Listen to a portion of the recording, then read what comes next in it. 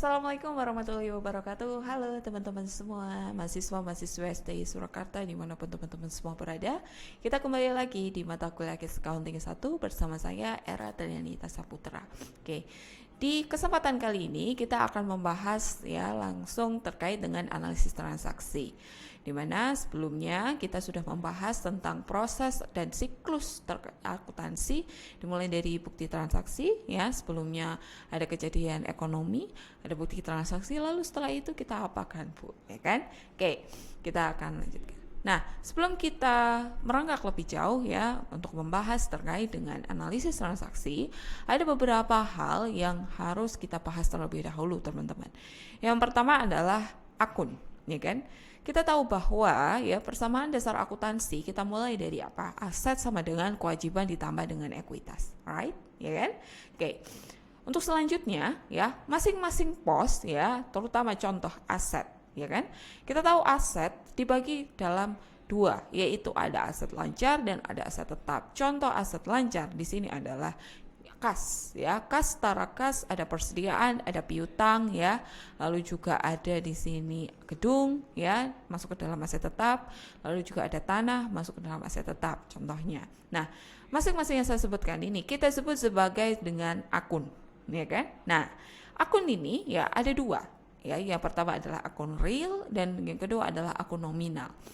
Yang kita sebutkan tadi ya, yang kita bahas sebelumnya adalah masuk ke dalam akun real. Ya, akun real adalah ya kan akun-akun ya yang mana akun tersebut masuk ke dalam salah satu pos ya yang tertera, yaitu ada di aset, ada di kewajiban dan ada di ekuitas. Dikatakan real karena apa? Karena kejadiannya ini langsung dan terjadi ya, tidak bayangan seperti itu teman-teman. Langsung terjadi, real, nyata ya. Contohnya apa? Membeli gedung ya. Membeli gedung, ketika kita membeli gedung otomatis sebagai orang akuntansi kita mencatat debit apa pasti gedung, ya kan?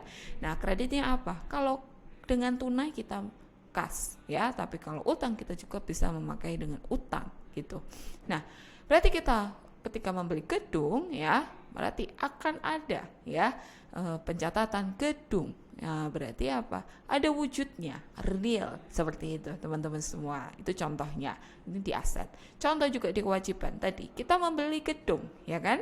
Nah, tidak secara tunai, Bu, ya, tapi kita menyerahkan wesel juga ada obligasi, ya. Bu, tapi wesel obligasi terlalu kompleks. Kalau saya, ya, tidak tunai ya, tapi akan saya bayar dalam jangka waktu 5 tahun, bagaimanakah pencatatannya ya? Dari sisi perusahaan di sini pasti akan mencatat yang namanya apa? Utang. Karena apa? Perusahaan berhutang ya. Berhutang berarti apa? Akan ada ya bentuknya nyata ya, kita membeli gedung ya kan, kita mencatat gedung dan juga kita akan mencatat yang namanya utang ya, utang karena apa? Transaksi pembelian gedung. Nah, wujudnya apa di sini Ibu? Ya, wujudnya adalah bukti ya, teman-teman semua. Jadi, bukti transaksi ini merupakan salah satu alat juga nantinya yang digunakan untuk auditor ya, terutama auditor eksternal ya, dalam rangka ya melakukan pemeriksaan. Itulah kenapa masing-masing tadi ya ada aset, kewajiban dan ekuitas kita masukkan ke dalam akun real. Lalu, berbeda halnya dengan akun nominal. Akun nominal dikatakan nominal. Di sini ada contohnya pendapatan dan beban. Nominal, ya kan? Berarti apa? Ada nominalnya di sini, ada wujudnya, ya. Nah, lain apa Bu contohnya? Nah, di sini ada pos pendapatan dan beban. Ingat teman-teman bahwa ketika kita berbicara laporan laba rugi, ya nanti juga kita akan bahas ya di kesempatan setelah UTS. Ya, kita akan mendapatkan saldo laba dan rugi dengan cara mengurangkan dari sisi pendapatan ya dan beban. Nah, lalu teman-teman semua dikatakan nominal di sini karena apa? Ya, karena berupa angka dan ada juga wujudnya.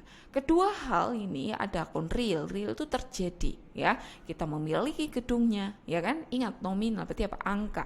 Ya, jadi kalau angka masuklah ke dalam fase yaitu pendapatan dan beban. Nah, ini adalah akun ya yang mana ya akan kita jumpai ya every day, every time ya ketika kita membahas case accounting 1. Jadi seperti itu. Oke, kita lanjutkan.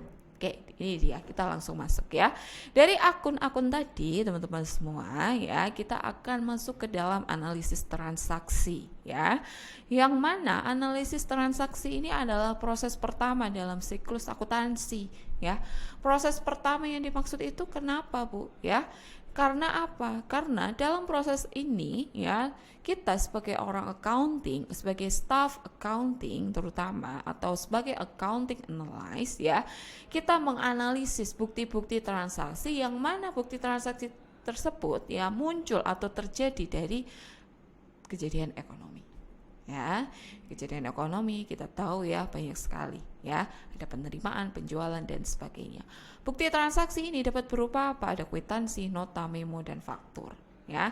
Selanjutnya ya, bukti transaksi ini kita analisis ya, dan kita akan jurnal. Nah, nanti kita akan bahas di kelas ya bagaimanakah penjurnalannya dan contoh kasusnya. Oke. Nah, ini untuk saldo normal ya. Ada aset, kewajiban, dan ekuitas pendapatan, beban, dan prive. Nah, ini masing-masing akun ya akan kita bahas setiap ketika kita bertemu ya teman-teman semua di kelas ya, terutama ketika besok kita melakukan penjurnalan. Nah, ini ada contoh kasusnya ya. Oke, contoh kasus kita masuk ya. Transaksi 5 Februari, Nyonya Amina menyetorkan dana pribadi untuk membangun sebuah perusahaan bernama Amina Laundry. Ingat, laundry berarti masuk ke dalam perusahaan jasa. Ingat, di Cash Accounting 1 ini kita baru membahas untuk service company ya, untuk perusahaan jasa. Dimulai dari laundry. Senilai 30 juta. Analisisnya bagaimana? Ya. Analisis ya di sini akan mempengaruhi kas perusahaan dan modal karena ada setoran, ya kan?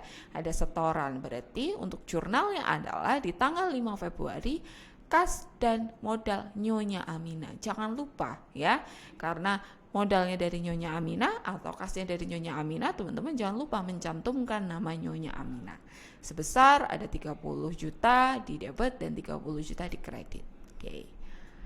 Penjelasannya ini teman-teman ya. Nah, ada ref ya. Ref itu apa? Ref itu singkatan dari referensi. Akan ditulis jika akun tersebut ya sudah diposting ke buku besar. Jadi kalau belum diposting baru kosong ya. Nah, ini kok sudah ada isiannya, Bu? Iya, sudah ada isiannya. Karena apa? Sudah diposting ya. Jadi setelah menjurnal ini teman-teman akan saya ajak untuk membahas terkait dengan posting ke buku besar. Jadi seperti itu teman-teman semua untuk sesi kali ini. Untuk kasus-kasus selanjutnya kita akan bahas di kelas ya. Jangan lupa apabila ada pertanyaan, apabila ada kegundahan seperti itu ya, jangan lupa tanyakan ya. Teman-teman semua, saya tunggu teman-teman di pertemuan saat di kelas. Sekian dulu pertemuan kali ini. Wassalamualaikum warahmatullahi wabarakatuh.